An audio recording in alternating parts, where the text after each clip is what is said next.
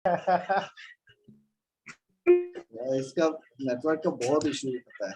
Anyways, उसको हमारी बातें सुनाई देती होंगी। I don't know.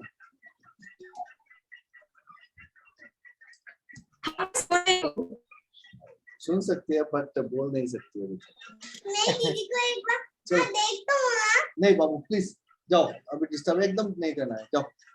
क्लास खत्म होने के बाद। तो चलो शुरू करते हैं। हम लोग क्या कर रहे थे सर? हम लोगों ने टाइमर तक किया था, आरटीओ तक। उसके बाद आज शायद आप कुछ आरटीओ के बाद जो काउंटर आएगा शायद वो चालू करोगे। ओके, सैयद तो नहीं है तो इंस्ट्रूमेंट, कोर इंस्ट्रूमेंट हम पढ़ने वाले थे पर अभी नहीं है तो ठीक है, तो काउंटर खत्म कर लेता हूँ, है ना? हाँ मतलब लॉजिक ऑलमोस्ट हो जाएगा। हाँ, काउंटर को खत्म कर लेता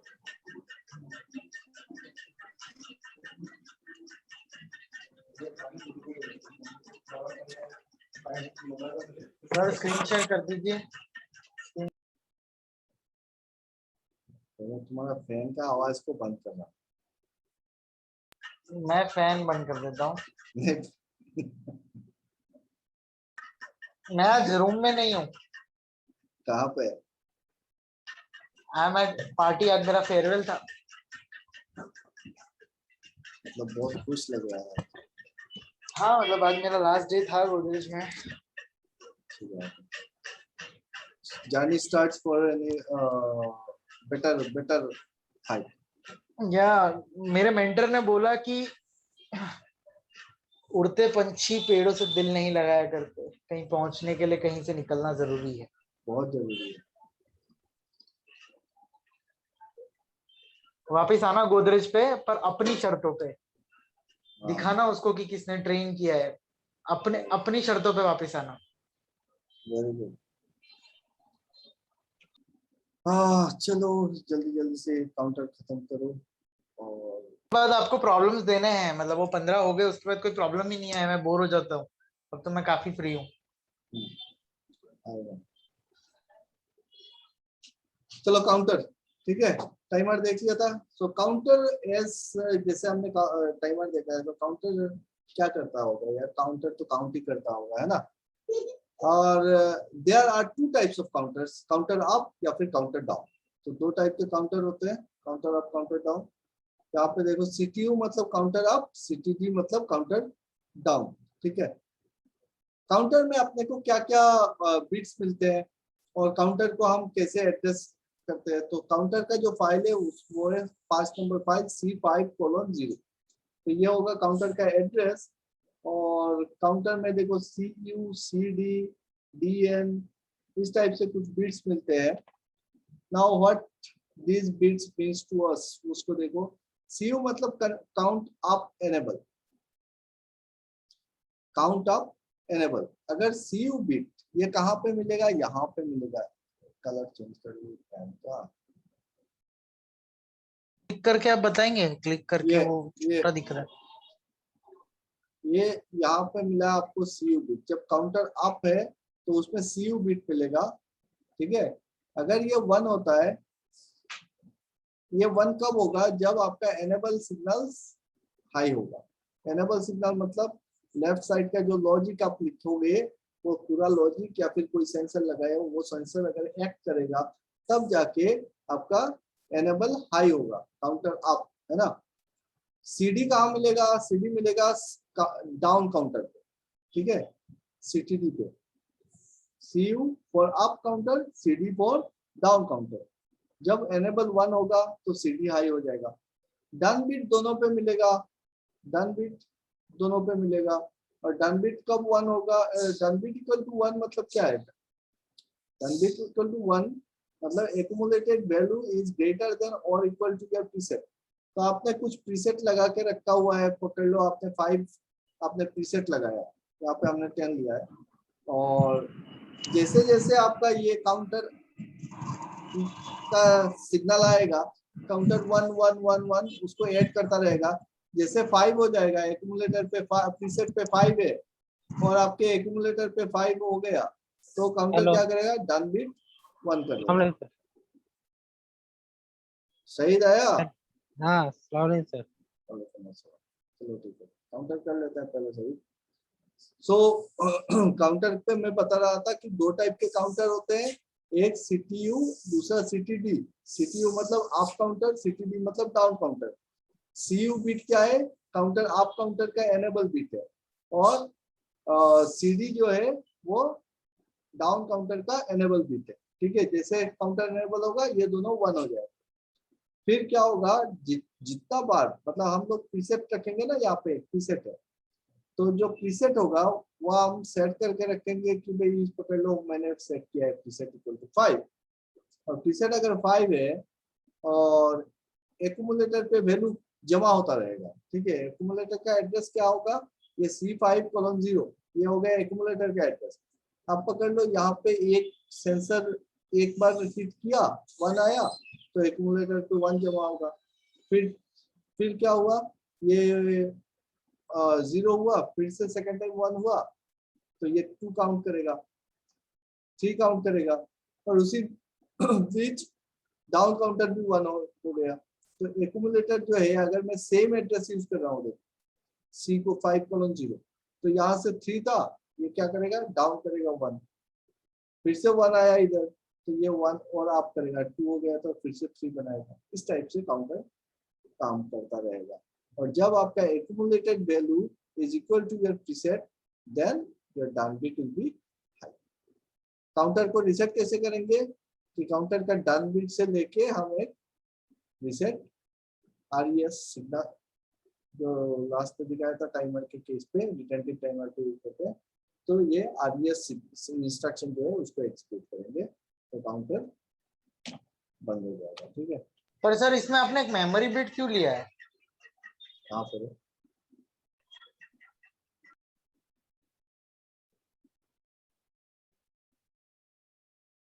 ये वाला B3। हाँ अरे ये एक आउटपुट दिखाने के लिए कि ये आउटपुट आएगा, आउटपुट। चलो इसको डायरेक्ट लॉजिक पे करते हैं ना, तब समझना। डायरेक्ट लॉजिक पे कर लेते हैं काउंटर का एक, तो समझ में आएगा बेटर, है ना। लॉजिक खोलो,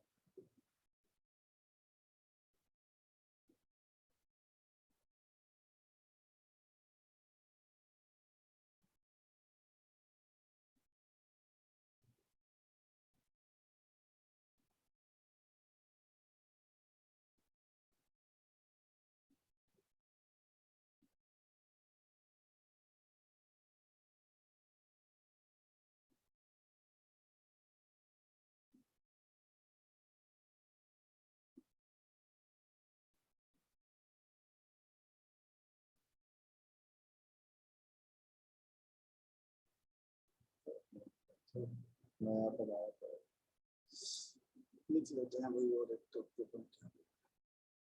काम करता हूँ, एक इनपुट लेता हूँ I:0.0/0 और कुछ बटन 1 और एक काउंटर ले लेता हूँ, है ना। ये पकड़ लो एक सेंसर है, प्रॉक्सिमिटी सेंसर है, और मैं एक काउंटर ले रहा हूँ CTU, काउंटर अप। अब काउंटर को कैसे डिफाइन करेंगे, C5:0,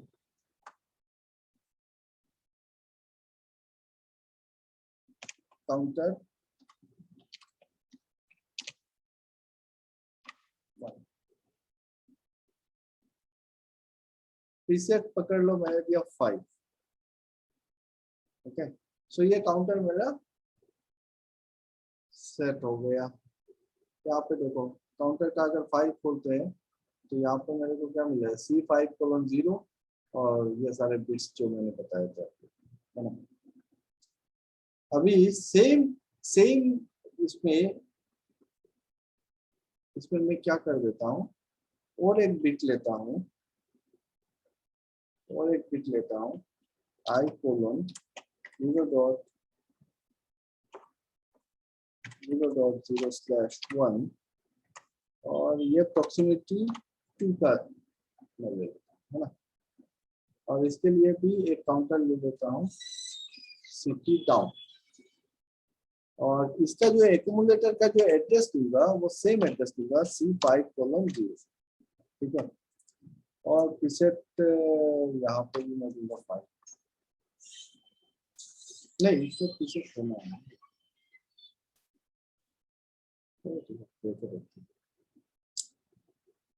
अब काउंटर को रीसेट करना है तो एक रीसेट बटन देना पड़ेगा, i:0.0/2 और ये रीसेट के लिए रीसेट बटन, और इससे मैं RES बिट को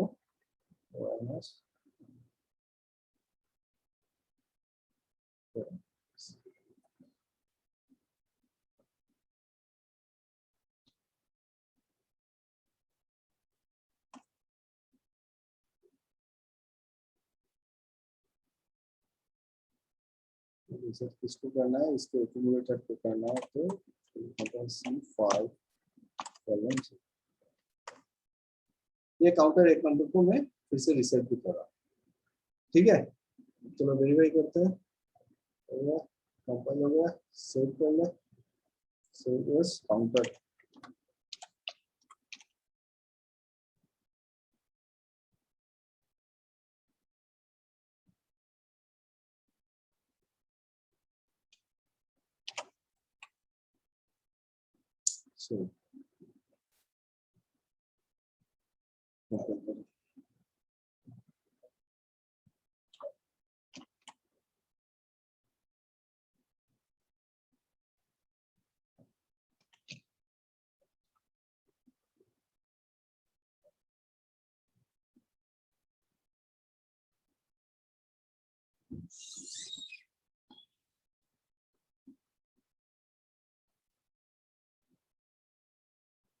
अभी भी क्लास चल रहा है क्या?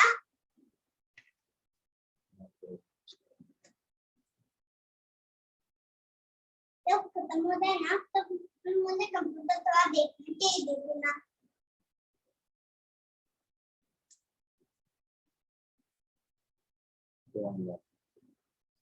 अब देखो यहाँ पर मैं जैसे ही एक प्रॉक्सी पकड़ लो हम, ये जो लॉजिक अभी लिखा है ये कार पार्किंग के लिए हो सकता है, या फिर पकड़ लो आपको एक शॉपिंग मॉल के लिए लिखा कि भाई कितने लोग उस शॉपिंग मॉल के अंदर है, या फिर एक सेरेमनी हॉल है और आपको पता करना है कि कितने लोग उसके अंदर है। तो क्या होगा कि आपका एक एंट्री गेट है, एक एग्जिट है, आपने एंट्री पे एक सेंसर लगाया, एग्जिट पे एक सेंसर लगाया। पकड़ लो एक गाड़ी आया, मैं कार पार्किंग पकड़ लेता हूँ कि जैसे ही मेरा एक क्या हुआ, एक कार आया तो एक्यूमुलेटर पे कितना जमा हो गया 1, ये CU बिट एनेबल हो गया और फिर कार चला गया, है ना। ये देखो 1 काउंट करके बैठा है। फिर दूसरा गाड़ी आया, मेरे कार पार्किंग में 5 गाड़ी जगह हो सकते हैं, तो दूसरा कार आया, हो गया। थर्ड कार आया तो एक्यूमुलेटर पे 3 काउंट हो गया, है ना, समझ रहे हो। अब जब तीसरा कार आया ना तो एक गाड़ी निकल गया, ठीक है, तो एक गाड़ी यहाँ पे निकल गया, देखो डाउन काउंटर से डाउन हो गया। ओके, फिर और एक गाड़ी आया, फिर एक आया,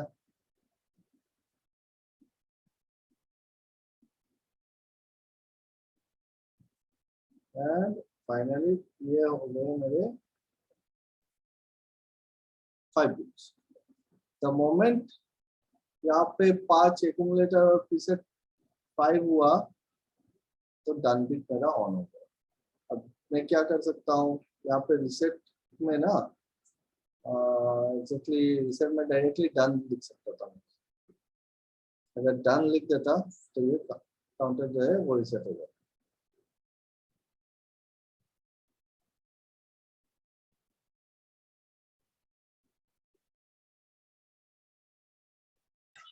सर ये क्या हो रहा था?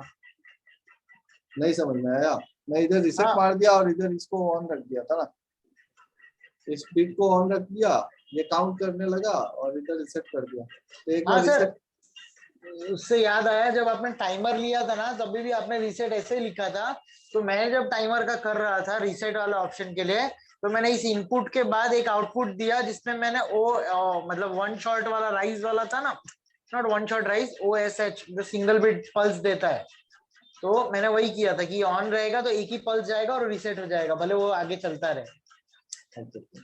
तो यहाँ पे जब हम ये काउंटर का प्रोग्राम करेंगे तो डेफिनेटली हमको यहाँ पे ONS यूज करना है, क्योंकि पकड़ लो आपने लिखा है, ये जो लिखा है मैंने कि मेरा जो कार पार्किंग है वहाँ पे पकड़ लो कि 5 गाड़ी जगह हो सकते हैं, तो मेरे को 5 नहीं तो 500 होंगे, तो मेरे को क्या पता करना है कि भाई कितने गाड़ी है अंदर में, और उसके लिए ये प्रोग्राम लिखा। अभी पकड़ लो आपने एक सेंसर लगाया है,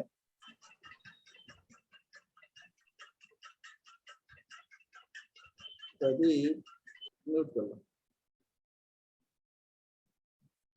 तो हमने क्या किया है, एक सेंसर लगाया है। अब जब एक गाड़ी आएगी और सेंसर इसको सेंस करेगा, और जब तक वो गाड़ी उस सेंसर को क्रॉस करेगी तब तक पीएलसी कितने बार उसको स्कैन कर लेगा ना, बार बार स्कैन करता रहेगा उसी को, तो एक ही गाड़ी को वो 1000 बार दिखा देगा। Thus, to eliminate such problems, what you have to do, यहाँ पे आपको एक ये ले लेना चाहिए, वन शॉट लगाना चाहिए, ताकि एक बार जब ऑन होगा तभी सिर्फ एक ही काउंट आएगा, है ना।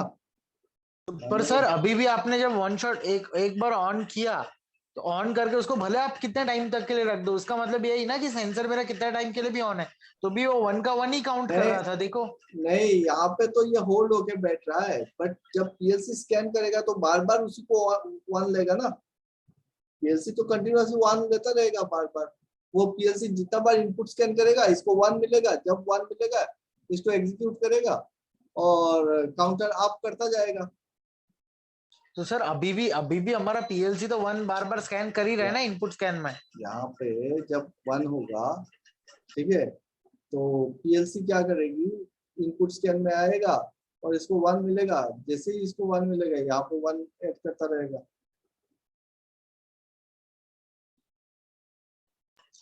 इस हिसाब से तो फिर टाइमर में भी ऐसा होता है। क्या टाइमर में? टाइमर में तुम जब एनेबल कर रहे हो तो फिर टाइम काउंट स्टार्ट हो रहा है। अगर आपका टी ऑन टाइमर है और वो तो ऑन होता रहेगा जब तक आपका प्रीसेट सेट नहीं होता है, मैच नहीं होता है तब तक, ठीक है। सो काउंटर पे आप क्या करोगे, यहाँ पे काउंटर के बाद एक ONS लगा दोगे, 3:0। ये ONS सर सेफ्टी है ना कि वो बार बार काउंट ना कर ले, बाकी फिर Exactly. अगर कार को अगर हम ऐसा रखें कि भाई 3 सेकंड से ज्यादा वो रहनी नहीं चाहिए तो अब 3 सेकंड में कितना बार पीएलसी स्कैन कर लेगा? हाँ वही 3 सेकंड में बहुत बार काउंट हो जाएगा ना। एक अभी पकड़ लो, वो एक अगर एंट्री गेट पे है और एक आदमी आया और बंदा आके वहीं पे खड़ा हो गया, तो पीएलसी जितना बार उसको स्कैन करेगा वो एक ही आदमी को बार बार काउंट करता रहेगा। पीएलसी को कैसे पता चलेगा कि ये एक बार 0 हुआ कि 1 हुआ, है ना। तो हमको कुछ ऐसा करना पड़ेगा सेंसर पे कि वो 0 से 1 होगा तभी जाके सेंस करे, और उसी के लिए हमारा पल्स है, ठीक है। पल्स ये होता है सर, ये जो होता है ना सर एंट्री में, हम्म, उसमें 2 रहता है सर। एक हम्म, एंट्री में जैसे आप घुसेंगे ना तो वहां पर एक सेंसर सेंस करे, जब वो बैरिकेड पार कर जाएगा एक सेंसर और उधर लगे रहता है, वो सेंस करेगा, इसका मतलब एग्जिट हो गया है गाड़ी, मतलब वो पर्टिकुलर गेट को पास किया है, पास किया। हाँ एकदम। हाँ, दो करने को बहुत सारे तरीके हो सकते हैं, हम जितना प्रोटेक्शन ले सके ले सकते हैं यहाँ पे, है ना। अलग अलग प्रोटेक्शन कर सकते हैं कि भाई आप बोटलिंग प्लांट के लिए अलग से लिखोगे, आप अगर क्या कहते हैं उसको कार पार्किंग के लिए अलग से लिखोगे, और तो डिपेंड करता इंटरलॉकिंग होता है इसमें। है इंटरलॉकर। हाँ पर सर जैसे मेरे को एंट्री एक सर मेरे को एक चीज ये नहीं समझ में आई कि इनपुट स्कैन तो अभी भी कर रहा होगा, अभी हमारा पीएलसी की तरह ही रन कर रहा है ना, एमुलेटर है तो भी, तो वो बार बार वो क्यों नहीं काउंट कर रहा है जब एक बार ऑन रह के हमने स्टेबल रख ही दिया है तो? बैठ के सोचना करके देखो। अरे सर बताओ ना। नहीं बताऊं। अरे ठीक है, सीधा बात वो समझ में आया कि क्यों तुमको वो लगाना है, ये क्या कहते हैं इसको, ओएनएस कहाँ पे यूज करना है, काउंटर कैसे काम करता है ना। वो समझ में काउंटर आया। काउंटर हाँ बेसिक हाँ चीज तो समझ में आई है, बाकी लॉजिक अपने लगाना पड़ेगा प्रदीप। नहीं मतलब वो मैं समझ, पर सर अभी इस टाइम पे क्यों नहीं ऐसे होल्ड करके क्यों नहीं रहा, वो कंटिन्यू स्कैन क्यों नहीं कर रहा है? पता नहीं मेरे को। अरे समझ में। सर आपको पता है, बता नहीं रहे, बताओ ना। आप यहाँ पे देखो, हमने क्या किया, एक सीटीयू अप काउंटर लिया, उसका जो एड्रेस सेट किया, डाउन काउंटर का भी सेम एड्रेस किया। ये जब एड्रेस सेट कर रहे हैं इसका मतलब क्या होता है, हम एक्यूमुलेटर का एड्रेस सेट कर रहे हैं, ठीक है। कौन सा एक्यूमुलेटर, अभी यहाँ पे तो एक ही काउंटर है तो C5:0 दे दिया। अब दूसरा काउंटर लोगे तो C5:1 होगा। इसका एड्रेस आप काउंटर आप में, सीटीयू में जो काउंटर आप है उसमें 5:0 दे रहा हूँ, और सीटीडी डाउन काउंटर पे भी सेम एक्यूमुलेटर ले रहा हूँ। कब ले रहा हूँ, जब मेरे को जरूरत है कि भाई इसी एक ही एक्यूमुलेटर पे कि जितना गाड़ी आएगा वो यहाँ पे +1 होता रहेगा, और जैसे गाड़ी निकलेगा तो यहाँ पे -1 भी होता रहेगा। तो इसी एक ही एड्रेस पे होना है, इसलिए मैं दोनों काउंटर का सेम एड्रेस दे रहा हूँ और सेम एड्रेस पे काम चल रहा है, ठीक है। सर वो वाला नहीं, वो तो सवाल ही नहीं था मैं मेरा। समझा रहे, तुम इमोलेटर का बात कर रहा है कि इमोलेटर में काहे के लिए हाँ इसमें भी तो वही है। हाँ कि वो मेमोरी बिट ले रहा है, स्कैन साइकिल कर रहा है, मेमोरी ले रहा है, वो तो पूरा वो साइकिल वही यूज फॉलो कर रहा है ना। नहीं, ये पूरा का पूरा बार बार रिपीट नहीं कर रहा है, वो इंटरनल चेक करके इनपुट स्कैन करके फिर से आ रहा है क्या, वो नहीं नहीं डायरेक्टली आप जो बीट दे रहे हो वो बीट लेके वो बैठ जा रहा है, ठीक हाँ है। इसमें इनपुट स्कैन नहीं है। नहीं कर रहा है ऐसा, ठीक है। ये सिर्फ आपको दिखा रहा है कि आप अगर 1 करते हो तो फिर आपका लॉजिक सही होगा कि नहीं होगा, वही दिखा रहा है, सिंपल सा, हाँ ठीक है। लेकिन पीएलसी क्या करेगा, पीएलसी तो चक्कर लगाएगा ना, तो एक बार इनपुट स्कैन करेगा और इनपुट स्कैन में उसको वैल्यू चेक करेगा, फिर वो लॉजिक एग्जीक्यूट करेगा, लॉजिक एग्जीक्यूट करके फिर आउटपुट स्कैन करेगा, फिर इंटरनल चेक करेगा, फिर से इनपुट स्कैन में जब आएगा तो फिर से अगर 1 मिला तो वो सेम जब लॉजिक में एग्जीक्यूट करने जाएगा तो फिर से वही लॉजिक को एग्जीक्यूट करेगा, तो काउंटर को आप ही करेगा 1 टाइम, है ना। तो उसको तो बार बार 1 मिलेगा, तो बार बार 1 मिलेगा, तो ये तो कंटिन्यूअसली 1 करता ही रहेगा, ओके। बट इमुलेटर पे वैसा नहीं हो रहा है, क्लियर। क्लियर हो गया। हाँ चलो सर। चलो ठीक है भाई। तो मोटा मोटी हमारे डिजिटल पार्ट में, डिजिटल कंट्रोल में जितने सारे ये होते हैं तो मोटा मोटी हमने कवर कर लिया है, ठीक है। फिर टाइमर बोलो, काउंटर बोलो, 1 शॉट बोलो, यही सारे ब्लॉक्स होंगे, यही सारे कमांड होंगे जिनसे आप डिजिटल कंट्रोल के सारे काम कर सकते हो। इससे एडिशनल कुछ चीज बहुत ज्यादा लगने वाला है नहीं, ठीक है। अभी सर आज बाकी वो बाकी के, इंस्ट्रूमेंट का थोड़ा बताने वाले थे ना सर। हाँ इंस्ट्रूमेंट का तुम नहीं था इसलिए हम इधर चले आए, इंस्ट्रूमेंट शुरू हाँ करें, थोड़ा सा वो शुरू आज करेंगे इंस्ट्रूमेंट। आज मेडिकल हुआ है ना सर हम लोग का, वही कॉल रिपोर्ट ले रहे थे, उन्हें भेजना पड़ता है। तो मोटा मोटी लेडर लॉजिक के तरफ से अगर हम देखें कि डिजिटल कंट्रोल, तो डिजिटल कंट्रोल अभी सबको आ जाना चाहिए, है ना, लेडर लॉजिक का। और बाकी बचेगा वो एनालॉग वाला हम देखेंगे, और कुछ एडिशनल कुछ क्या कहते हैं इसको, इंस्ट्रक्शंस चाहिए होंगे वो बाद में देखेंगे। तो चलो ठीक है, सईद का कहना है कि आज इंस्ट्रूमेंट शुरू करना है, इंस्ट्रूमेंटेशन शुरू करते हैं। इंस्ट्रूमेंटेशन यहाँ से शुरू करूंगा। इंस्ट्रूमेंट में सर कैलिब्रेशन वगैरह बता दीजिए, लूप चेकिंग करते हैं। पहले ये बताओ इंस्ट्रूमेंटेशन होता क्या है, what is instrumentation? Measuring of parameters. Instrumentation is the engineering which is measure the variables. We're measuring and monitoring the variables. Instrumentation का मतलब होता है मेजरमेंट। हाँ measuring. सो यहाँ पे अगर आप स्क्रीन शेयर है, स्क्रीन दिख रहा है ना, जी सर। तो यहाँ पे पकड़ लो, बॉयलर का पेज मैं खोलता हूँ, तो यहाँ पे जितने सारे पैरामीटर्स आपके सामने हैं वो सारे तो हम मेजर ही कर रहे हैं। यहाँ पे अगर देखें फर्नेस टेम्परेचर है, ये फ्लूगस टेम्परेचर है, या रीटर इनलेट टेम्परेचर है, या रीटर आउटलेट टेम्परेचर है, इकोनोमाइजर इनलेट है, इकोनोमाइजर आउटलेट है ना। So these all are temperatures we are measuring here.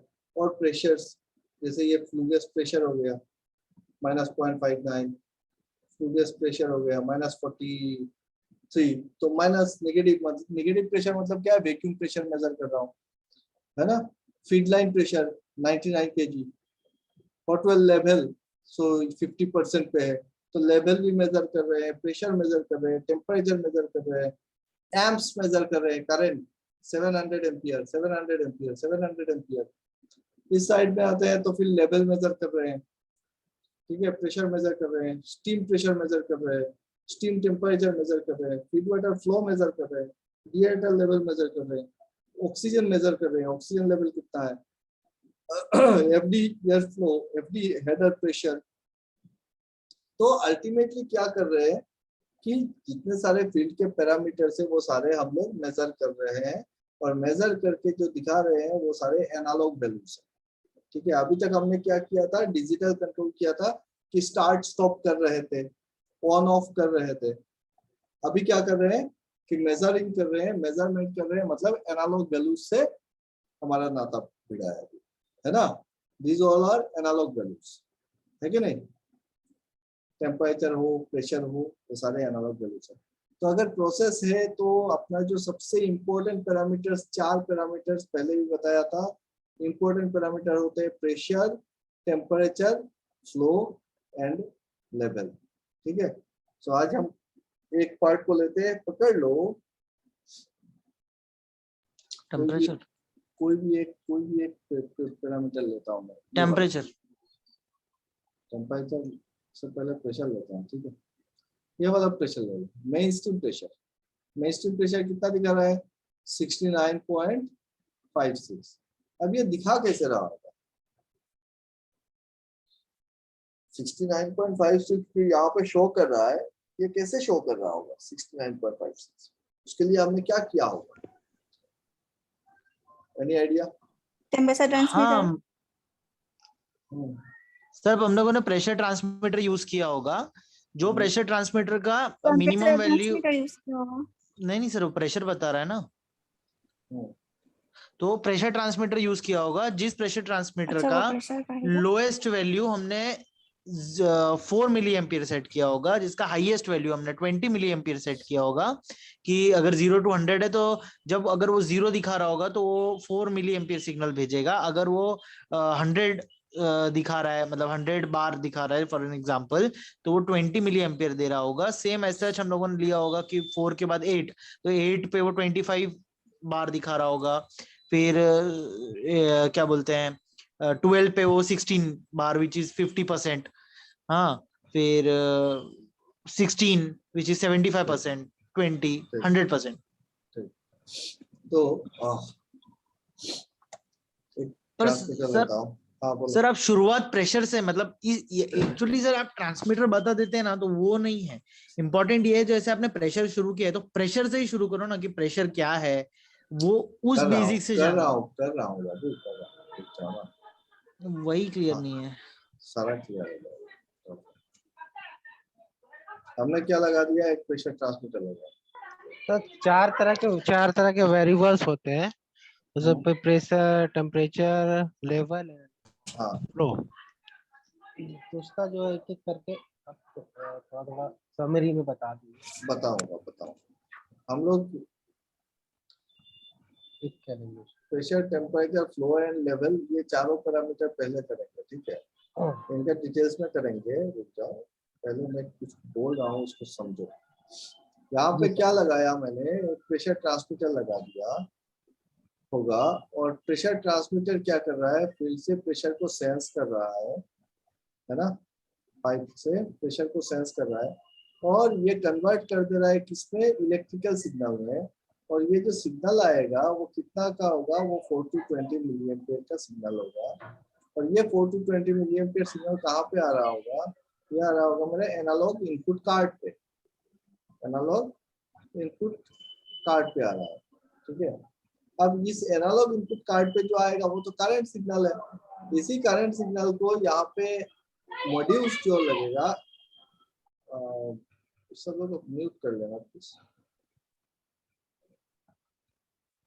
So analog input card से क्या होगा, वो मॉड्यूल्स पे जाएगा। अब कहाँ पे क्या कन्वर्शन होता है ये तो मॉडल के हिसाब से होगा। जैसे हमको क्या चाहिए, यहाँ पे जो कार्ड से मॉड्यूल्स पे जाएगा या फिर मॉड्यूल से जब सीपीयू पे जाएगा, तो यहाँ पे आपको एनालॉग टू डिजिटल कन्वर्टर चाहिए, है ना। अंदर में रहेगा वो सर्किट पर, उससे अपने को कोई लेना देना है नहीं। तो एनालॉग टू डिजिटल कन्वर्ट करके जो वैल्यू मिलेगी वो कुछ काउंट्स मिलेंगे, बहुत सारे नंबर्स मिलेंगे, है ना, डिजिटल वैल्यूज में मिलेंगे। और इसी को बोलते हैं हम लोग रो वैल्यूज, उसको बोलेंगे रो वैल्यूज। और ये जो रो वैल्यूज है, ये रो वैल्यूज हो सकता है आपका 0 to 10,000 पे, 0 to 10,000 काउंट पे मिले, या फिर 0 to 20,000 काउंट्स पे मिले। This will be your row values, ठीक है। रो वैल्यूज किसको कह रहे हैं कि भाई जो फील्ड से करंट सिग्नल आ रहा है या फिर वोल्टेज सिग्नल आ रहा है, वो जब कार्ड के अंदर घुस रहा है और यहाँ से जब एनालॉग से डिजिटल होके मेरे सीपीयू पे प्रोसेसिंग के लिए आ रहा है, तो मेरे पास से कुछ नंबर्स है। और वो जो काउंट्स है, वो काउंट्स कहाँ क्या वेरी कर रहा है, 0 to 10,000 पे हो सकता है या फिर 0 to 20,000 पे काउंट्स वेरी कर रहा है। अभी पकड़ लो आपका जो प्रेशर ट्रांसमीटर है, वो प्रेशर ट्रांसमीटर 0 to 60 kg पर सेंटीमीटर स्क्वायर मेजर कर सकता है। तो 0 to 60 kg का अगर ट्रांसमीटर है, हम लोग कैलिब्रेशन के लिए क्या करते हैं, 0 पे चेक करते हैं, 25 पे चेक करते हैं, 50 पे चेक करते हैं, 75 पे चेक करते हैं, 100 पे चेक करते हैं, है ना। ये परसेंटेज से हम इनपुट्स देते हैं।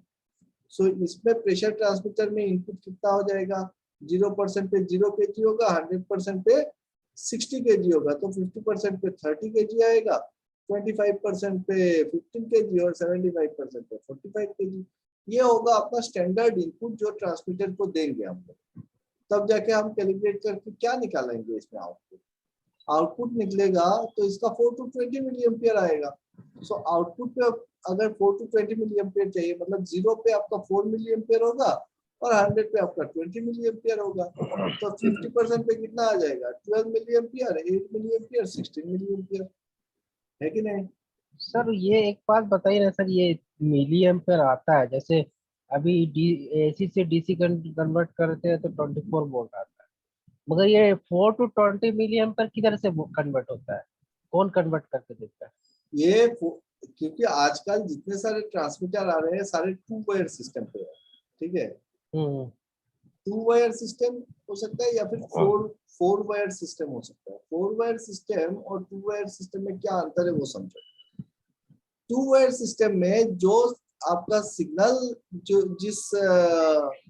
क्या कहते हैं इसको, जिस केबल से ट्रांसफर हो रहा है उसी केबल से पावर भी ट्रांसफर हो रहा है। मतलब आपका एनालॉग इनपुट कार्ड जो है, it is fetching 24 volt signal from here, and that 24 volt signal is converted inside the pressure transmitter into ampere and it is coming as milliampere 4 to 20। तो हम सेम तार से सप्लाई भी दे रहे हैं और सिग्नल भी रिसीव कर रहे हैं। कुछ ऐसे ट्रांसमीटर्स आपको मिलेंगे या फिर पुराने जमाने के जो ट्रांसमीटर होते थे उसमें पावर सप्लाई अलग से होता था और सिग्नल अलग से आता था आउटपुट, ठीक है। तो ये हो जाता था आपका 4 वायर सिस्टम। अभी भी बहुत सारे चीजों में हम देखते हैं कि हमको कहीं पे पावर सप्लाई लगाना है और आउटपुट जो होगा वो अलग से निकलेगा, अलग से 2 तार से निकलेगा।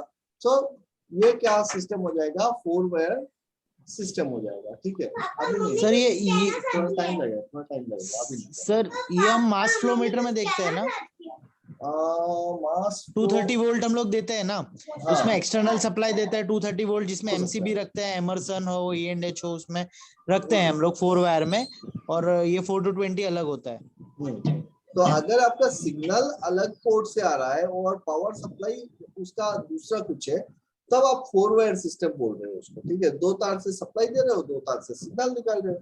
और जो हमारे स्मार्ट ट्रांसमीटर्स होते हैं जो हम यूज करते हैं, पीटी या फिर आपका एलटी, हाँ, तो वो सारे क्या है, स्मार्ट ट्रांसमीटर 2 वायर सिस्टम है। जो 2 तार से आप सिग्नल रिसीव करते हो, उसी 2 तार से 24 वोल्ट सप्लाई भी चला जाता है, ठीक है। सर ये तो ट्रांसमीटर की बात हुआ। एक्चुएटर में तो फिर कैसे 4 to 20 मिली एम्पीयर कन्वर्ट होता है? ये तो अलग अलग सिस्टम है, सिस्टम का बता रहा हूँ, क्योंकि कौन सा डिवाइस आपके पास होगा वो मैं अभी यहाँ पे बैठ के तो नहीं बता सकता। कि जो भी डिवाइस होगा उसमें हो सकता है कि आपका सप्लाई जो है, एक तो लगेगा आपको सप्लाई, है ना। तो सप्लाई क्या है, क्या 24 वोल्ट का सप्लाई है, 230 का सप्लाई है, 110 वोल्ट का सप्लाई है, वो अलग अलग हो सकता है। तो जो भी सप्लाई होगा, अगर अलग से सप्लाई दे रहे हो और सिग्नल अगर उसका आउटपुट पोर्ट से आ रहा है अलग से, तब तो ये क्या हो गया, ये हो गया आपका 4 वायर सिस्टम। और अगर सप्लाई ही पीएलसी के थ्रू जा रहा है 24 वोल्ट, तो ये हो जाएगा आपका 2 वायर सिस्टम, ठीक है। तो अभी कौन सा डिवाइस आपके हाथ में आता है उसके हिसाब से आप देख लेना, क्योंकि हर एक तरीके का 4 वायर ट्रांसमीटर भी मिलेगा, 2 वायर भी मिलेगा, है ना। और क्या हो सकता है, और नहीं, मेरा क्वेश्चन ये था कि जैसे ट्रांसमीटर में आप बोले हैं हाँ कि 24 वोल्ट जाता है, फिर वो transmitter 4 to 20 milli ampere convert करके मॉड्यूल को देता है, पीएलसी को देता है, एग्जैक्टली, ठीक है ना सर। मगर एक्चुएटर में भी वैसे ही कन्वर्ट करके वो एक्चुएटर देता है 4 to 20 मिली एम्पीयर। एक्चुएटर बोलने से कि कौन सा है एक्चुएटर, बहुत सारे कुछ टाइप्स भी के सर, हैं। लीनियर हो या आईपी टू, ये क्या बोलते हैं, ये न्यूमेटिक हो, कुछ भी। वही मैं पहले तो ये समझो कि एक्चुएटर बोलने से क्या चीज समझाना चाह रहे हो और कौन सा एक्चुएटर है। एक्चुएटर तो बहुत सारे टाइप के, अगर ये भी एक एक्चुएटर है, कंट्रोल वाल्व का एक्चुएटर है ना, न्यूमेटिक एक्चुएटर है कि नहीं। अब न्यूमेटिक एक्चुएटर में आप पीएलसी से कहाँ पे कनेक्ट कर रहे हो और क्या चीज मिल रहा है आपको, वो चीज समझो ना, कौन सा सिग्नल की बात कर रहे हो। मेन सर मैं बोल रहा हूँ कि 4 to 20 मिली एम्पियर जो है एनालॉग, जो जितने भी है उसको कंट्रोल करने के लिए 4 to 20 मिली एम्पियर यूज होता है, ठीक है ना। हाँ हाँ, मगर वो जो है 4 to 20 मिली एम्पियर, उसका सोर्स क्या है, कहाँ से जनरेट होता है वो? जैसे 24 बीडीसी होता है अपना, ट्रांसफर से कन्वर्ट होता है। वही चीज मैं बोल रहा हूँ सही, कि हो सकता है कि आपका जो पीएलसी है, उस पीएलसी के कार्ड से डायरेक्टली 24 वोल्ट सिग्नल यहाँ से आप दे रहे हो, ठीक है। 24 वोल्ट सिग्नल डायरेक्ट दे सकते हो सकता है कि ये पैसिव टाइप काम कर रहा है, तो आपको बाहर से 24 वोल्ट सिग्नल यहाँ पे प्लस माइनस करके लेना पड़ रहा हो, ठीक है। बाहर से आप सप्लाई दे रहे हो अलग अलग करके, और इसी पोर्ट के थ्रू आप ट्रांसमीटर पे दे रहे हो और उसी तार से आप ले रहे हो सकता है कि इसका जो ट्रांसमीटर है उसका सप्लाई जो है वो आप कंप्लीटली अलग सिस्टम से दे रहे हो, 220 का सप्लाई हो सकता है, कुछ भी हो सकता है, और आप सिंपल सिर्फ 4 to 20 मिली एम्पियर आपको यहाँ पे कार्ड पे, एनालॉग इनपुट कार्ड पे मिल रहा है। तो ये 3 टाइप के सिस्टम हो सकते हैं, 3 टाइप के सिस्टम हो सकते हैं। अब कौन सा सिस्टम में कब काम पड़ जाए वो मैं अभी यहाँ पे तो फिक्स नहीं है ना, हम सिस्टम को देख रहे हैं कि क्या क्या हो सकता है एक्जेक्टली। एक क्या बोला मैंने, चलो इसको मिटाता। हो सकता है मैंने क्या बोला कि ये मेरा पीएलसी का कार्ड है, एनालॉग इनपुट कार्ड है, और एनालॉग इनपुट कार्ड का जो चैनल है, उसी चैनल में फ्रॉम इंटरनल सीपीयू से यहाँ पे 24 वोल्ट आ रहा है। ऐसा भी पीएलसी मिलेगा, ऐसा कार्ड्स मिलेंगे आपको, ठीक है। डीसीएस पे मिलेगा कि 24 वोल्ट यहाँ पे है अवेलेबल। अभी अगर 24 वोल्ट है तो मैं क्या करूंगा, इसको डायरेक्टली अपने ट्रांसमीटर का जो प्लस माइनस है उसके साथ कनेक्ट कर दूंगा, है ना। तो ट्रांसमीटर को 24 वोल्ट सिग्नल मिल गया, सप्लाई मिला, और ट्रांसमीटर इसको फिर से क्या कर रहा है कि करंट में कन्वर्ट करके ये दे रहा है। करंट वेरिएशन हो रहा है, 24 वोल्ट सप्लाई दे रहा हो, यहाँ पे आपका इसके अंदर में हो सकता है रेजिस्टेंस वेरिएशन हो रहा है, हो सकता है कैपेसिटेंस वेरिएशन हो रहा है ना। तो कोई भी टाइप का वेरिएशन हो इसमें वेरी करके आपको करंट सिग्नल बना के ट्रांसमीटर दे रहा है। ये हो गए एक टाइप। दूसरा टाइप ये हो सकता है कि आपका पीएलसी का जो कार्ड है यहाँ पे कोई वोल्टेज आ ही नहीं रहा, ठीक है। अगर वोल्टेज नहीं आ रहा है लेकिन मेरे को तो सप्लाई चाहिए ट्रांसमीटर पे, और ट्रांसमीटर का जो कनेक्शन है वो सेम सप्लाई लाइन है, मतलब 2 वायर सिस्टम है। तो क्या करना पड़ेगा आपको, बाहर से यहाँ पे 24 वोल्ट सप्लाई देना पड़ेगा अलग सोर्स से, आप किसी बैटरी से, हाँ, आपको सोर्सिंग करके इसको देना पड़ेगा, तब जाके ये क्या करेगा आपका ट्रांसमीटर में सप्लाई वेरिएशन कराएगा और करंट सिग्नल बना के दे देगा। हो सकता है कि आपका जो ट्रांसमीटर है, ये तो हो गया कार्ड में 2 वेरिएशन। हो सकता है कि कार्ड के अंदर से सप्लाई आ रहा हो सकता है कार्ड के बाहर से सप्लाई आ रहा है, ठीक है। ये 2 टाइप हो सकते हैं। या फिर आपका जो ट्रांसमीटर है उसी पे क्या है कि आपका जो सिग्नल है, सिग्नल पोर्ट अलग है और सप्लाई है, सप्लाई पोर्ट अलग है। अगर ऐसा है कि ट्रांसमीटर में सिग्नल अलग से है और सप्लाई अलग से है, तब तो आपको इसको अलग से सप्लाई देना पड़ेगा, है कि नहीं। इसको अलग से सप्लाई देना पड़ेगा और सिग्नल को आप सीधा यहाँ पे लगाओगे। अभी आपका किस टाइप का ट्रांसमीटर है और किस टाइप का कार्ड लगेगा वो हम कार्ड के डिटेल्स पढ़ेंगे, तब जाके आपको समझ में आएगा। लेकिन वेरिएशन इतने से होंगे, उससे ज्यादा और कोई वेरिएशन है नहीं। या तो इंटरनली कार्ड से वोल्टेज मिल रहा है, या एक्सटर्नली आप सप्लाई दे रहे हो, या फिर कंप्लीटली ट्रांसमीटर पे ही सप्लाई दे रहे हो और ट्रांसमीटर क्या कर रहा है, पावर जनरेट करके आपको 4 to 20 मिलियन दे रहा है। इसको हम जनरेटर सोर्सिंग बोल सकते हैं, ठीक है। तो इसमें सोर्सिंग एंड सिंकिंग का भी कॉन्सेप्ट आएगा अलग, हाँ वो तो डिजिटल में था। सर, ये तो ठीक है, आपने बताया कि नहीं 24 वोल्ट है, तो ट्रांसमीटर क्या है कि उसको ही अपना सर्किट से 4 to 20 मिली एम्पियर बना करके सेट करता है इलेक्ट्रॉनिक। ये ना बोलना चाह रहे सर। बोलो। आपने ये मेरे को ऊपर वाला 24 वोल्ट वाला समझ में आया, ये वाला भी समझ में आया। मुझे ये जो आपने बोला ना कि एक्सटर्नल हम सोर्स देते हैं बीच में उसी लाइन में 2 वायर, सर हमेशा मैंने ये देखा है कि पॉजिटिव जो वायर होती है वो 24 वोल्ट लेके आती है, और जो नेगेटिव है वो हमेशा 4 to 20 मिली एम्पियर सिग्नल लेके जाती है। अरे एक लूप में 4 to 20 मिली एम्पियर अगर करंट पास कर रहा है तो इसमें करंट नहीं रहेगा और इसमें 4 to 20 मिली एम्पियर रहेगा, ऐसा हो सकता है। और ये एक्सटर्नल लगाओगे तो 4 to 20 मिली एम्पियर्स तो वहां पे भी जाएंगे ना, कहीं पे भी जाएगा। मेरा सप्लाई ये लूप कंप्लीट होगा, यहाँ पे मैंने बैटरी लगा दिया, हाँ ठीक है, यहाँ पे बैटरी, तो इस लूप पे जो करंट पास होगा वो 4 to 20 मिली एम्पियर होगा। हाँ मैं वही बोल रहा हूँ। अब ये पॉजिटिव टर्मिनल है, ये नेगेटिव टर्मिनल, तो यहाँ पे 4 to 20 मिली एम्पियर आएगा, तो क्या यहाँ पे नहीं आएगा क्या? ये तो पूरा लूप सर्किट क्लोज होगा तभी तो जाके करंट पास करेगा। मतलब वो 4 to 20 मिली एम्पियर का जो करंट है वो तो वो एक्सटर्नल सोर्स से भी होके गुजरेगा ना। हाँ, इस सोर्स के अंदर से जाएगा, यहाँ पे होने से ये डायरेक्ट जाएगा, इसके इंटरनल से सप्लाई आएगा इस चैनल पे, ठीक है। तो अलग अलग टाइप के डीसीएस होते हैं, पीएलसी होते हैं, अलग अलग टाइप के कार्ड बनते हैं, उसी हिसाब से हमको देखना पड़ेगा कि ये पर्टिकुलर कार्ड में क्या सप्लाई चाहिए आपको। अभी पकड़ लो, एक और एग्जांपल ले लेता हूँ कि थर्मोकपल पकड़ लो, ठीक है। ये थर्मोकपल है। थर्मोकपल क्या करता है? थर्मोकपल तो मिलीवोल्ट जनरेट करता है ना। थर्मोकपल मिलीवोल्ट जनरेट करता है, मतलब वो ईएमएफ जनरेट कर रहा है। अभी अगर ये ईएमएफ जनरेट कर रहा है तो आपका जो कार्ड होना पड़ेगा यहाँ पे, वो कार्ड थर्मोकपल का जो कार्ड होगा, अगर ये इधर से फिर से 24 वोल्ट सप्लाई करेगा तो होगा क्या? नहीं होगा ना। तो थर्मोकपल के लिए अलग से कार्ड क्यों चाहिए? क्योंकि इससे यहाँ पे हमको सप्लाई नहीं चाहिए, सप्लाई तो खुद थर्मोकपल ही दे रहा है, ईएमएफ सप्लाई, ठीक है।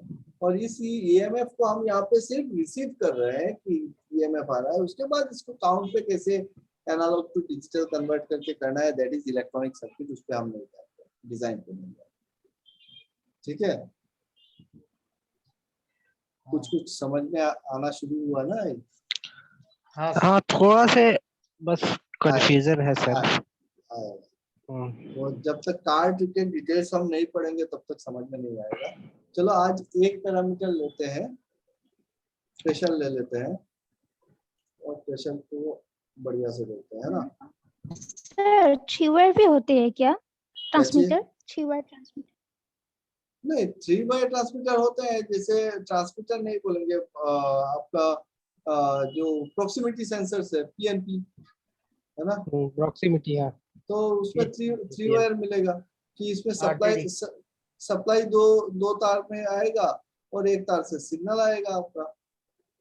ठीक है, 3 वायर 5 वायर सब होता है sir proximity.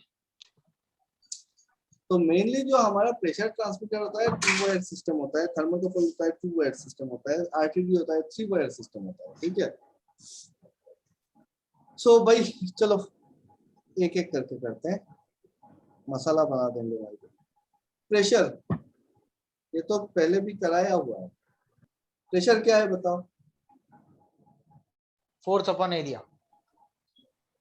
Force upon area, and force should be perpendicular to the area. ठीक है, मतलब नॉर्मल फोर्स को ऐसे बोलना चाहिए, नॉर्मल फोर्स अपन एरिया। ठीक है, यूनिट क्या हो जाएगा? न्यूटन पर मीटर स्क्वायर और पास्कल, है ना? न्यूटन पर मीटर स्क्वायर और पास्कल। अब ये तो छोटा यूनिट है, 1 atmospheric pressure is equal to approximately 10 to the power of 5 pascal. तो हम लोग इंडस्ट्री में क्या यूज करते हैं? मेगा पास्कल यूज करते हैं, है ना? मेगा पास्कल भी यूज होता है, अब गेज देखोगे मेगा पास्कल में। बट मेनली जो यूनिट्स हम यूज करते हैं वो यूनिट्स होता है क्या क्या? 1 kg पर सेंटीमीटर स्क्वायर, या फिर 1 बार, या फिर आप यूज करते हो 1 एटमॉस्फेरिक प्रेशर, या फिर यूज करते हो आप ये सब। So it is not 15 exactly, it is 14.794 or something. ठीक है, तो मैं 15 ही लिख दे रहा हूँ अप्रोक्सीमेट। तो ये सारे यूनिट हम यूज करते हैं, केजी पर सेंटीमीटर स्क्वायर, बार, एटमॉस्फेरिक प्रेशर, पीएसआई, और क्या यूज करते हैं?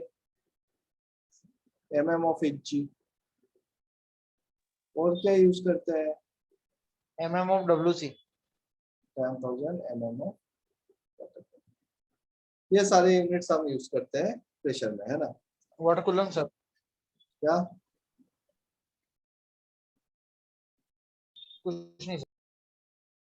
तो ये तो हो गए यूनिट्स। उसके बाद हमने बात किया था कि सेंसर्स, प्रेशर को मेजर करने के लिए हमारे पास सेंसर्स क्या क्या अवेलेबल है। तो लेबोरेटरी पर्पस में जा नहीं रहे, इंडस्ट्रियल बात कर रहे हैं, तो फिर सेंसर्स हम लोग जो प्रेशर को मेजर करने के लिए सेंसर्स यूज करते हैं वो होता है आपका diaphragm. Sir sorry to interrupt, पर क्या आप अपने स्क्रीन की बैकग्राउंड चेंज कर सकते हैं? आंखें खींच रही है और कुछ दिख भी नहीं रहा है। श्योर।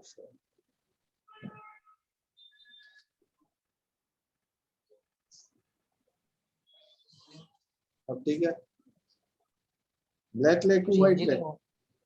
व्हाइट लो ना सर।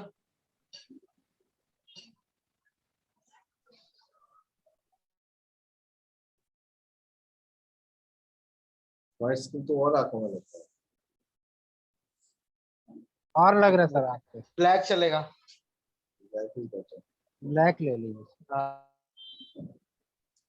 तो हम बात कर रहे हैं प्रेशर की, तो प्रेशर समझ में आ गया, प्रेशर का यूनिट समझ में आ गया, है ना? अब बात कर रहे थे हम लोग क्या कहते हैं इसको, सेंसर्स। तो प्रेशर सेंसर्स जो होते हैं, 3 टाइप के सेंसर्स, एक burden tube, types of pressure रह गया ना, वो आएगा क्या? बर्डन ट्यूब, दूसरा डायफ्राम, तीसरा बिलोज, बेलोस, डायाफ्राम, और कैप्सूल, कैप्सूल्स बोलो बेलोस। ठीक है, तो ये हो गए, ये हो गए हमारे सेंसर्स जो हम यूज करते हैं प्रेशर को मेजर करने के लिए। और इन प्रेशर सेंसर्स का आउटपुट क्या निकलता है? रेजिस्टेंस। बट प्रेशर सेंसर्स का आउटपुट, सेंसर का आउटपुट डिस्प्लेसमेंट। हाँ। और इसी डिस्प्लेसमेंट को वेरी करके हम लोग इंस्ट्रूमेंट बनाते हैं। और वो इंस्ट्रूमेंट क्या क्या हो सकते हैं? प्रेशर मेजर, या तो प्रेशर गोज होगा, प्रेशर मेजर कर रहे हो ना यार, प्रेशर की बात कर रहे हैं, एलवीडीटी कहाँ से है? नहीं आपने डिस्प्लेसमेंट बोला। डिस्प्लेसमेंट को तो मिलेगा कहाँ से? ये सेंसर के आउटपुट पे। मतलब आपका अगर एक बार्डन ट्यूब है तो बार्डन ट्यूब में जैसे ही आपका प्रेशर आएगा तो इसका टिप क्या करेगा? मूवमेंट करेगा ना। तो यहाँ पे डिस्प्लेसमेंट मिलेगा आपको। इसी डिस्प्लेसमेंट को आप कन्वर्ट करोगे रोटरी मूवमेंट पे। किसका? एक नीडल लगा के, नीडल का कैलिब्रेटेड स्केल के ऊपर, है ना, यहाँ पे गियर पिनियन असेंबली लगाओगे तब जाके नीडल मूव करेगा। तो हम डिस्प्लेसमेंट को रोटेशनल मूवमेंट पे कन्वर्ट कर रहे हैं प्रेशर गोज पे। सिमिलरली अगर डायाफ्राम है, एक ट्रांसमीटर है, और ट्रांसमीटर के अंदर अगर एक डायाफ्राम लगा के रखे हो, इधर से आपका प्रेशर इनपुट हो रहा है, तो जैसे प्रेशर गिरेगा तो डायाफ्राम क्या करेगा? जैसे बैंड हो जाएगा तो डायाफ्राम, तो ये क्या मिला आपको? डिस्प्लेसमेंट मिला। अब डायाफ्राम के साथ आप कोई मूवेबल कैपेसिटेंस वेरी करा सकते हो, या फिर एलवीडीटी वेरी करा सकते हो, है ना, पीजो इलेक्ट्रिक क्रिस्टल लगा सकते हो। तो ये प्रेशर देगा तो ईएमएफ आएगा। तो that is completely design aspects. अब क्या है कि प्रेशर ट्रांसमीटर हो सकता है या फिर प्रेशर स्विच हो सकता है। तो प्रेशर मेजरमेंट का तीन ही इंस्ट्रूमेंट मेरे सामने आ रहा है, pressure goes, pressure transmitter, pressure switch. और अगर इसी को अगर हम डिफरेंशियल प्रेशर मेजर करना चाहते हैं तो डिफरेंशियल प्रेशर गोज मिलेगा, डिफरेंशियल प्रेशर ट्रांसमीटर मिलेगा, या फिर डिफरेंशियल प्रेशर स्विच मिलेगा।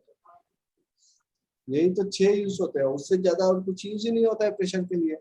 अलग चीज एकदम लो प्रेशर के लिए अगर कभी कभार देखने को मिलेगा आपको, तो वो मैनोमीटर मिल सकता है कहीं पर लेबोरेटरी, या फिर एकदम MMWC अगर मेजर कर रहे हो, ड्राफ्ट मेजर कर रहे हो, तो कहीं कहीं पे अभी भी मैनोमीटर देखने को मिलता है। अदरवाइज मोस्टली हमको ये 6 इंस्ट्रूमेंट ही देखने को मिलते हैं प्रेशर मेजरमेंट के लिए, है ना सर? मैक्लॉयड गेज भी तो यूज करता है ना? मैंने नहीं देखा है किस पर्पस के लिए यूज होता है। वैक्यूम के लिए, मैंने खुद किया है। मतलब मैंने यूज नहीं किया अभी तक, ठीक है। सो ये सारे 6 इंस्ट्रूमेंट हम यूज करने वाले हैं। अब जो आप बोल रहे हो ना कि डिफरेंट टाइप्स ऑफ प्रेशर, वो कॉन्सेप्चुअल है, उसमें बाद में बात करेंगे। मैं तुम लोगों को आज एक आइडिया दे देता हूँ कि प्रेशर मेजरमेंट का जो है, तो डायरेक्टली मैं इंस्टॉलेशन की बात करता हूँ।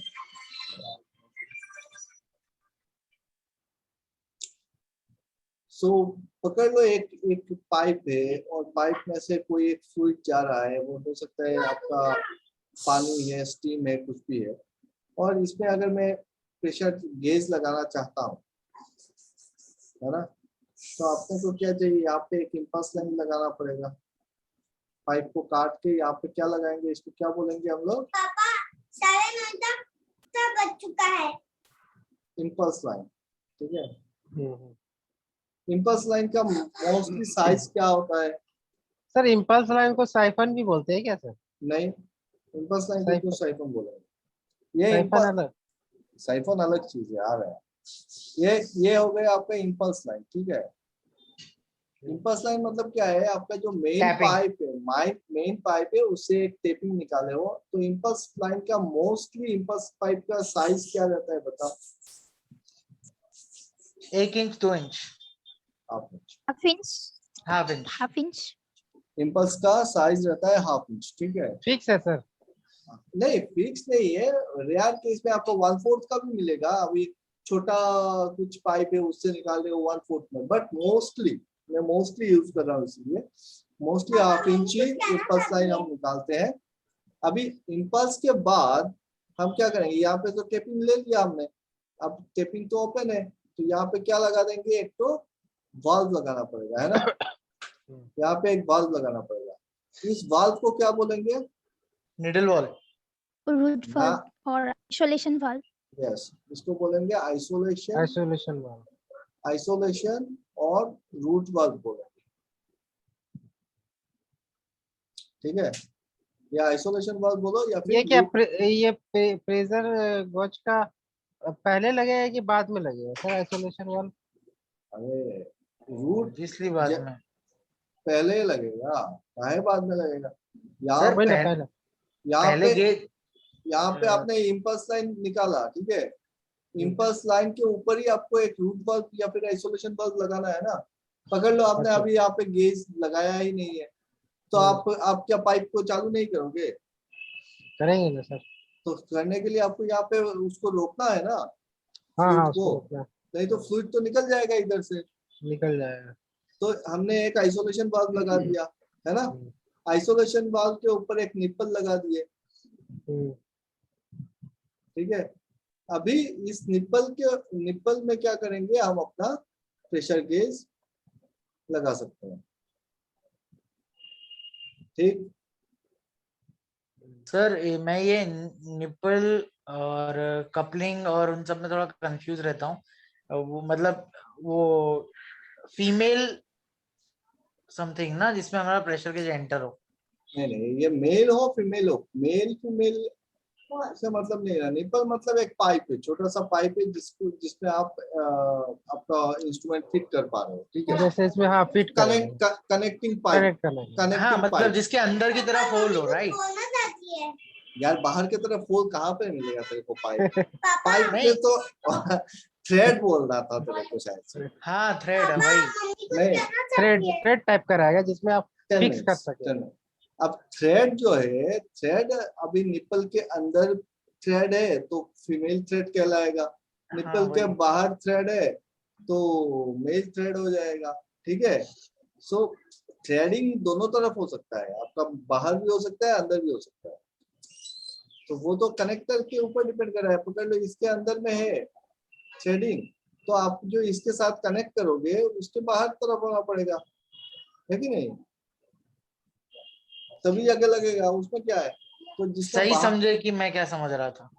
जिसका बाहर तरफ थ्रेडिंग है वो मेल कहलाएगा, जिसका अंदर तरफ थ्रेडिंग है वो फीमेल कहलाएगा। इसमें क्या है? लगा दिए। चलो, हम क्या बोल रहे थे कि ये एक निप्पल लगा दिए, निप्पल के ऊपर लगाए हमने गेज। थ्रेड का जब बात छेड़े हो तो बताओ थ्रेड कितने टाइप का होता है? बिल्कुल नहीं पता। एक एनपीटी सुना है मैंने। हाँ, क्या क्या? NPT and BSP. यस, दो टाइप का थ्रेडिंग होता है, एक एनपीटी होता है, दूसरा बीएसपी थ्रेडिंग होता है। एनपीटी मतलब नहीं पता। National Pipe Trade. National pipe thread, और बीएसपी मतलब British British standard Standard Pipe. Piping, ठीक है। तो ये किस चीज के ऊपर बेस करके वेरी कर रहा है थ्रेड?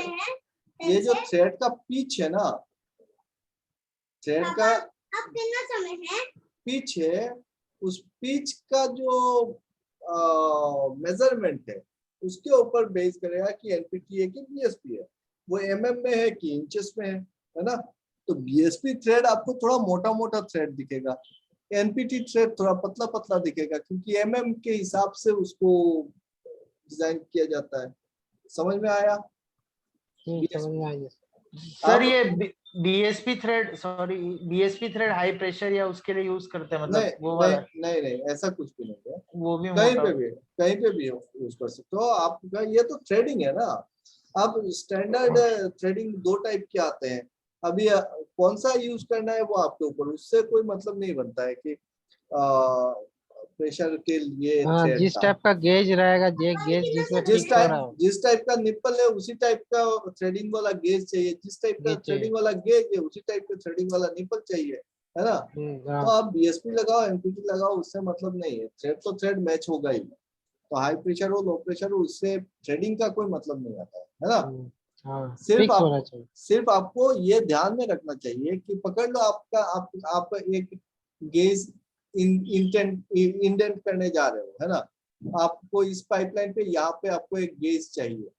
अभी आपने क्या किया, गेज तो बता दिया और आपने बताया नहीं कि भाई मेरे को थ्रेड कौन सा चाहिए।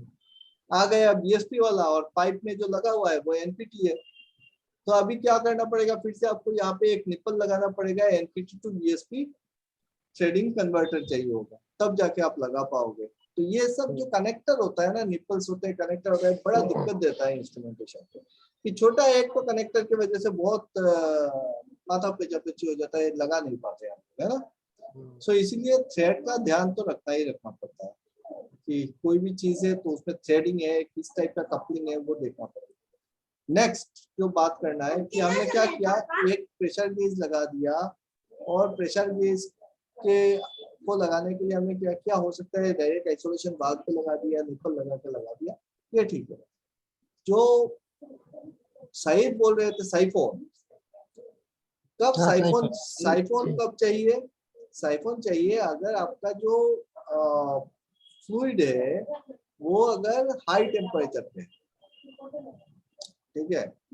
साइफोन क्या करता है, एचपीएलपी नहीं, साइफोन हमको टेम्परेचर से बचाता है, ठीक है। कैसे बचाता है वो दिखाता हूँ। तो पकड़ लो, ये मेरा पाइप इंपल्स लाइन है, इंपल्स लाइन के ऊपर मैंने लगा दिया है एक वाल्व, रूट वाल्व, है ना, और रूट वाल्व के ऊपर मैंने एक साइफोन लगा दिया। इस टाइप से होता है, इसको कहते हैं पिगटेल या फिर साइफोन, ठीक है। इसमें क्या होता है कि इसके ऊपर आप लगाओगे अपना प्रेशर गेज। अभी क्या होगा कि इस साइफोन के अंदर आप पानी भर के रखोगे, वाटर, ठीक है। तो इस पार्ट पे तो वाटर फिल्ड है, पकड़ लो आपका पाइपलाइन से स्टीम जा रहा था, तो जो गर्म स्टीम है ना, हॉट स्टीम, वो डायरेक्टली जाके आपके गेज के अंदर का जो सेंसर है, बार्डन ट्यूब है, उसको टच नहीं कर रहा है। तो यहाँ पे जाके इस पानी को प्रेशर दे रहा है और ये पानी जाके आपका अंदर का जो बार्डन ट्यूब है उसके अंदर जा रहा है। तो जहाँ पे हाई टेम्परेचर होता है, हाई टेम्परेचर होता है, वहां पे हम लोग क्या करते हैं, टेम्परेचर से बचने के लिए साइफोन का यूज करते हैं। हाँ, समझ में आया। हाई टेम्परेचर से बचने के लिए हम लोग क्या करते हैं, या तो कंडेंसर पॉट यूज करते हैं, ट्रांसमीटर होगा, अगर प्रेशर ट्रांसमीटर है तो आप कंडेंसर पॉट यूज करोगे, कंडेंसर पॉट, और अगर गेज है तो आप साइफोन का इस्तेमाल करोगे, ठीक है। पापा अभी कितना टाइम हाँ है? सर, ट्यूबिंग भी यूज करते हैं सर, ट्यूबिंग। 10 मिनट्स पे। क्या ट्यूबिंग? ट्यूबिंग होता है ना पापा सर। अभी 10 मिनट से कितनी टाइम है? ट्यूबिंग समझ में नहीं आया। ट्यूबिंग जैसे सर, आप कहीं अगर थोड़ा मतलब लेंथ में जो है आपको प्रेशर गेज कनेक्ट करना है तो उस ट्यूबिंग करके कनेक्ट करते हैं प्रेशर गेज। अच्छा, ऐसा बोल रहे हो, इस टाइप का कुछ। हाँ सर, ऐसी टाइप का कुछ हाँ, स्क्वायर टाइप में ऐसे रहेगा, ट्यूबिंग करते हैं। ये डिपेंड करता है कि आप किस कौन सा फ्लूइड का मेजरमेंट करना चाहते हो, एलिवेशन क्या है, ठीक है। वो सारी चीजों के ऊपर भी हम लोग बहुत सारे और भी सर इसका भी सिस्टम। कुछ मेजरमेंट होता है सर, जैसे अगर अगर हम साइफन लगाए या ऐसे लगाए तो उस कितना लेंथ होना चाहिए, कुछ मेजरमेंट होता है क्या? देखो, प्रेशर मेजर कर रहे हो तो फिर कोई मेजरमेंट की जरूरत नहीं है कि, बट जितना दूर आप लेके जाओगे और जितना ज्यादा अगर बैंड होगा तो प्रेशर रिड्यूस होगा, ठीक है। थोड़ा नहीं बहुत होता ना सर, जैसे जीरो सप्रेशन और जीरो एलिवेशन में जैसे हम लोग जो है वेट लेग और ड्राई लेग करते हैं तो उसमें अलग क्या अलग अलग चीजों का बात कर रहे हो, अलग अलग चीजों, प्रेशर का नहीं, बोल। हाँ, हाँ ना, उसमें सर जैसे प्रेशर ट्रांसमीटर लगाए या कुछ लगाए तो उसमें क्या होता है कि सर हम लोग जैसे जीरो सप्रेशन करते हैं तो उसमें मीटर से नापते हैं, उसके हिसाब से जीरो सप्रेशन करते हैं। वो तो लेवल के इसमें- लिए। That is for level. हाँ लेवल के लिए सर, तो वही मैं बोल रहा था। वही उसमें जो वही बोल रहा हूँ ना कि आप सारा चीज ना हौच पौच कर दे रहे हो आज। आप प्रेशर की बात कर रहे हो, आप उसमें लेवल घुस रहे हो। तो वही मैं बोल रहा हूँ कि प्रेशर में भी ऐसा कुछ होता है सर। नहीं, प्रेशर का ट्रांसमीटर आप, क्योंकि वो आप सोचो ना कि क्लोज सर्किट है, प्रेशर पाइपलाइन में जितना आएगा उतना ट्रांसमीटर पे आएगा ही आएगा, है ना। तो प्रेशर पे ऐसा कुछ नहीं है। ओके, चलो इसको और डिटेल्स पे बात करेंगे नेक्स्ट क्लास में। आज थोड़ा काम है, ठीक है। ठीक है सर। मेरी बेटी का मैथ्स का एग्जाम है कल और उसको मैथ्स अच्छा नहीं आ रहा है। ठीक। हाँ इसलिए सिखाना है पापा को, इसलिए कट कर रहे हैं। किधर है किधर सर है? रौनक सिखा देगा। हाँ, रौनक वो- किधर है? वो तो मैथ्स सिखा ही देगा, लेकिन ये रहा, भूल रहा हाय है। चैम्प। हाँ Raunak, hi, hi, how are you? How are you? How are you मैं पूछा तो आप जवाब I'm fine, दीजिए। thank you. I am fine, thank you. थोड़ा ये भाषा नहीं आता, हम पे कोई एनर्जी थोड़ा नहीं आता।